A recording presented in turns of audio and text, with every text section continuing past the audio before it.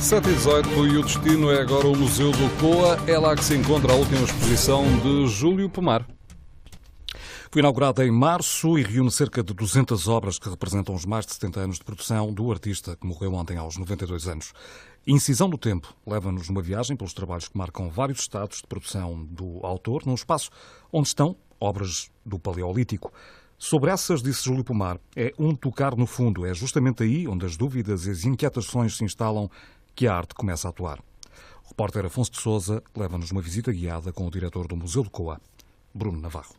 É muito curioso que seja a última grande exposição do mestre Júlio Pomar, porque na verdade marca uma ligação umbilical com a arte das origens, que representa 70 anos, uma síntese de 70 anos de produção artística desse grande mestre. Já vamos saber algumas das obras do início, grandes obras, mas eu, nesta primeira sala, são 3, pedi-lhe para nos falar destes autorretratos que estão aqui expostos nesta parede lateral, ao pé de uma televisão onde vamos ouvindo uma das últimas também, presumo, entrevistas de Júlio Pomar. É uma belíssima forma de começar, com um conjunto de 4 autorretratos, e por esses autorretratos já agora também, possível perceber a evolução do traço do artista, começando na juventude com linhas muito mais simples. Em 1946, o primeiro. Em 1946, e terminamos depois com o Júlio Pomar já, mais velho, com um traço muito mais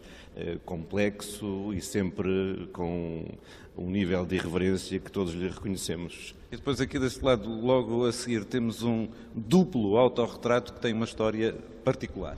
Tem uma história interessantíssima, uma história muito curiosa, contada pela curadora desta exposição, a Sara Antónia Matos. O Júlio Pomar gostava de aproveitar fotografias para fazer as suas obras e terá aproveitado uma fotografia de uma primeira página do jornal Expresso, em que aparecia ele e o seu grande amigo, Mário Soares. E fez então a desconstrução dessa fotografia. No entanto, em dado momento, por uma zanga que teve com o Mário Soares, apagou o Mário Soares da tela e fez um segundo autorretrato, um segundo Júlio Pomar, mais rebelde e, portanto, a conversar com um outro Júlio Pomar que, apesar de também bem disposto, dá a ideia de ser um senador. Esta incisão no tempo tem, claro, uma abordagem às gravuras e talvez a esse movimento particular do Júlio Pomar. Sim, a Sara Antónia Matos, quando no momento da inauguração desta exposição, disse, e eu acho que de uma forma muito feliz, que se há alguma coisa que se manteve sempre constante ao longo dos vários ciclos artísticos de Júlio Pomar, foi justamente essa procura incessante pelo movimento, essa representação permanente do movimento. Se pensarmos que no Coa terão surgido as primeiras manifestações artísticas em que esse movimento é evidente, aí temos, desde logo, uma primeira aproximação entre estas duas formas de arte, uma pré-histórica e a outra contemporânea. E, portanto, essa é uma das razões que fez com que Júlio Pomar, e neste caso o Ateliê Museu Júlio Pomar, quisesse expor aqui no Museu do Coa. Nós já estamos a terminar esta passagem pela primeira sala, depois passamos para uma segunda sala enorme, onde está aqui parte da vida artística que podemos ver e apreciar do autor.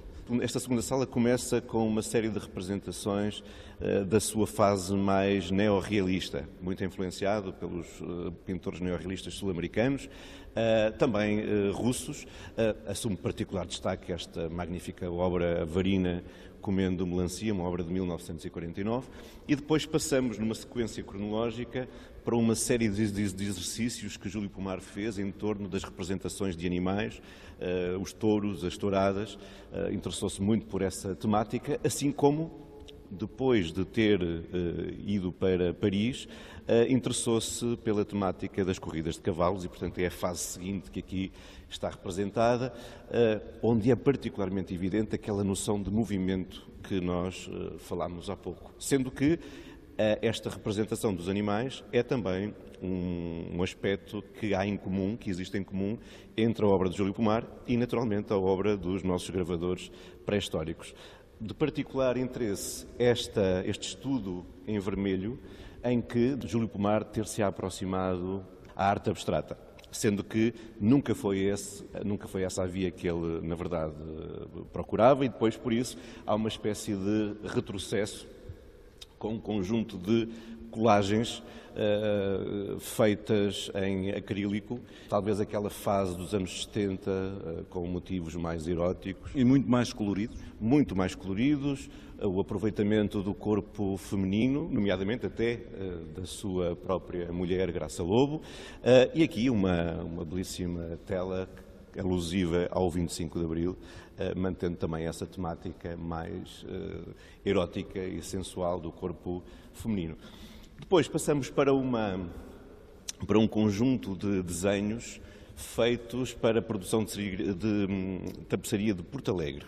E o que é interessantíssimo é que a produção de tapeçaria de Porto Alegre é tão minuciosa que até consegue fazer a representação das próprias argolas das folhas em que Júlio Pomar pintava. E daqui passamos para uma outra fase, talvez uma das últimas fases, em que se explora a temática mais sul-americana, até africana, esclavagista. Temos aqui uma belíssima obra sobre os mascarados de Perinópolis, de acordo também com a curadora, muito inspirado, uma festa brasileira muito inspirada nas festas do Divino Espírito Santo dos Açores. Já dos finais dos anos 80? Já de finais dos anos 80, assim como esta obra feita entre 2005 e 2012, onde se explora claramente a temática esclavagista, um falso tríptico nesta última parede desta segunda sala. Entramos na terceira sala e podemos dizer que vamos a uma primeira pintura do autor. Na verdade, ela foi feita para ilustrar uma conferência internacional sobre Charles Darwin, nos anos 40 do século XX. Tem também uma história curiosa esta obra, e consta que é uma representação belíssima da teoria das espécies, da evolução das espécies, e este papel permaneceu embrulhadinho em vários pedaços na posse do organizador deste congresso, até que ele decidiu oferecê-lo ao Ateliê Museu Júlio Pomar, que tratou então de recuperar a obra, colá-la em tela, e hoje temos aqui uma belíssima representação dessa evolução das espécies, uma evolução que vem desde o meio subaquático até ao nosso mais moderno Homo sapiens. E termina, de facto, a terceira sala de exposição com uma série de exercícios que Júlio Pomar fez também para gravura, em que explora não só a temática, esse bestiário da sua obra, mas também a própria noção de movimento. Esta exposição vai estar aqui no Museu de Coa até quando?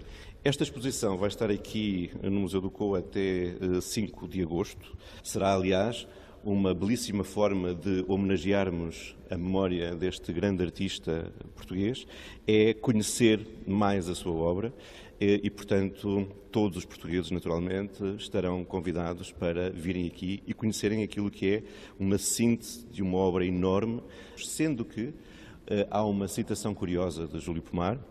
Ele nunca viu as gravuras rupestres do Val do Coa, apesar de ter estado aqui neste Museu do Coa há uns anos. No entanto, conheceu as pinturas pré-históricas de Altamira e de Lascaux. E nesse momento, de acordo com aquilo que foi o seu depoimento, quando olhou pela primeira vez para essas representações, ter-se-ia sentido completamente ultrapassado no seu propósito estético e artístico. E, portanto, é também uma história muito interessante que podemos contar e que marca esta ligação de Júlio Pomar às mais remotas formas de arte que são conhecidas. Como quem se confronta com um tempo inicial.